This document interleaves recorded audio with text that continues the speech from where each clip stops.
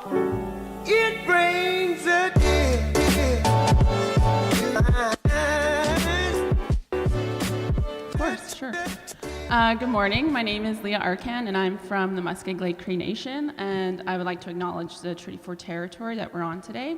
And I would also like to thank the organizers for inviting me to speak, and for all of you for giving up your Saturday to come and listen to us, and showing an interest in transformational change. So before I begin, I would like to share with you a little bit about my background. I've been a teacher for 3 years, and I know that sounds like I'm a baby in education and like, why am I here? But trust me, I've been through some stuff. I've been in this profession for 10 years. I started out as an educational assistant, and now I lead an activist and Nehiyaw land-based program called Mio Pamatswin, which means good, healthy living in the Cree language, out in Thunderchild. It took me a while to get where I am today, and I owe it all to the youth I've worked with and the experiences I've had since I've started my career in education. By all means, I don't feel like I'm an expert on education, but I know my frontline experience has shaped the way I view our education system. I'm passionate about creating safer spaces in our schools. Creating safer spaces means changing the systems and ideas that play out these microaggressions that reinforce the power structure. And I've been asked to speak at this event in November. So I had a lot of time to think about what I wanted to say. And one thing that really came to mind was this school program initiative in Saskatchewan called Following Their Voices. And it's a model that's borrowed from New Zealand. And the focus is on improving First Nations and Metis student attendance. And also, I quote, "It's the goal of Following Their Voices is to improve teacher-student relationships, improve the learning environment, and to encourage broad interactions between teachers and learners." So it sounds really good, right? It's good. And it's being implemented in 17 schools. And I happened to work at a school where it was being implemented. And when I saw this program, it did not sit well with me at all. I was working at a school where I was the only First Nations member out of a staff of 30 staff members, and the school population was 50% Aboriginal students. So it was a pretty unhealthy ratio. It was pretty unbalanced, and there was a lot of microaggressions kind of directed at me in a way. Like I'm an expert and I need to save all these kids. So there was just a lot of pressure on me. And so this program, I'll go back to that, it's primarily funded by the provincial government, which has invested $3.1 million since it began, and including $1.5 million this year. And the federal government also backed the project with $250,000. So that's a lot of money, basically, to train teachers to know how to talk to Indigenous youth, as if we're like a different species. Like, honestly. It became very problematic for me to sit in a meeting with these staff members who have sympathy for our Indigenous kids but lack the empathy, and it just became like a free-for-all complaining circle about the issues. So it's like it's still not meeting up, and I was just like, wow, this is really hard to be here.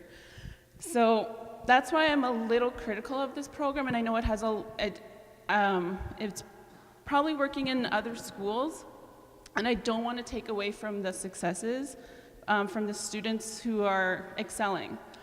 But I just wonder if this program is truly qualitative. Because, for example, the school I worked at, I was seeing, settler teachers who all of a sudden felt like, because of this following their voices, they felt like they're experts on Indigenous issues. And it was just really hard to navigate, especially when some of these teachers haven't even heard of the Truth and Reconciliation Commission. So I was like, okay, so what's the point of this program? So that's when I felt like for the school in general, like, there was no anti-racism oppression training at all, and I don't think it was part of following their voices. So that's something that I've been thinking about a lot, especially when the school population is 50% Aboriginal students. Like, that is a must, and I think that's a policy that should be implemented in all schools.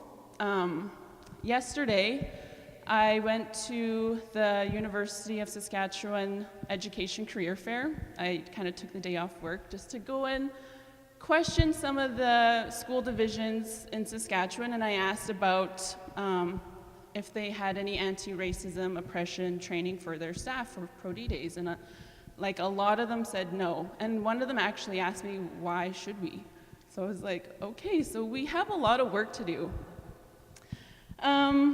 So back to the money for this program, I feel like we could save a lot of time if we use that money to hire staff that reflected the student body. And not just First Nations, but like for all marginalized groups in Saskatchewan, in our schools. And if we implemented policy that made it okay for us to do that, the youth would see more transformational change through meaningful mentorship from people who have similar lived experiences. Because I started out my career as a mentor in Victoria, BC as an EA. I worked in a high school and I worked with Aboriginal youth for 3 years, and I was like their support system, and I helped them get to graduation. So that's where I started my career, and that's where I really feel like mentorship is really important in our schools. And with the job that I have now, it's Mio Pamatswin, this land-based activist program. I feel like that type of schooling should be implemented in all of our schools, because our students need inclusion and a sense of self and like positive mentorship. So Mio Pamatswin, Good Healthy Living, it's a big change from the more conventional approach to teaching and learning. Because when I tried to teach about First Nations history at this other school, I faced a lot of backlash, like extreme backlash where it just destroyed my mental health. Like I eventually got kicked out of the school. And in some way, it was a blessing because now I have this great job. Like I was hired by Thunderchild because they know the person I am, they know the way I think, and they're like, you need to come and lead this program. It's land-based, it's decolonized way of thinking, and so, yeah. At this school, I'm not experiencing parents who have a problem with their kids learning about social and cultural subjects, and I'm able to introduce a decolonial education without any of the backlash and worry about having the student parents come to the school in outrage or concern, because I've experienced that as well. Just for trying to teach about the real history of Turtle Island. The main challenges I faced before Mio Pamatswin were those little microaggressions that play out in the school and workplace. And I feel being the right mentor that these First Nations, Métis, Inuit youth need also means disrupting those microaggressions and having to deal with that backlash from the settler community that doesn't see the value in our social and cultural beliefs. And yeah, I've experienced this firsthand, and it just, yeah, very much destroyed my mental health. It really changed my life. And I was very close to quitting teaching at that time, but I'm really glad that I didn't. And some of my fellow Indigenous teacher friends have also experienced backlash when we teach the settler society the things we need to teach the minorities in order for those minorities to thrive and have pride in their identity. So, and that just like simply meaning talking about social justice or anything, like we've, as Indigenous educators, we don't have as safe space to do that. We're not supported. And that's why a lot of us kind of quit the profession, really. Like I have a lot of friends who are just like, I'm done. Like there's no support, it's not a safe space for us. And I was totally in that boat too, but I'm really thankful I'm in a safe space where I get to have a very decolonized way of thinking and teaching that to our kids.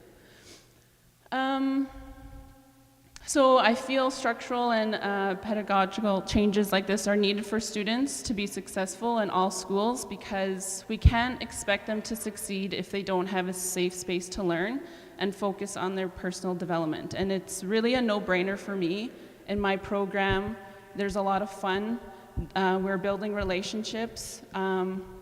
We're connecting with the land. We're having meaningful conversations all the time, and that's so valuable. And my students love coming to school, and I just wish for this type of education for all of our kids. So if we can implement policy that makes it okay for us to do these things, then education will be better for all of us. So I'll kind of just leave it at that. So thank you for listening.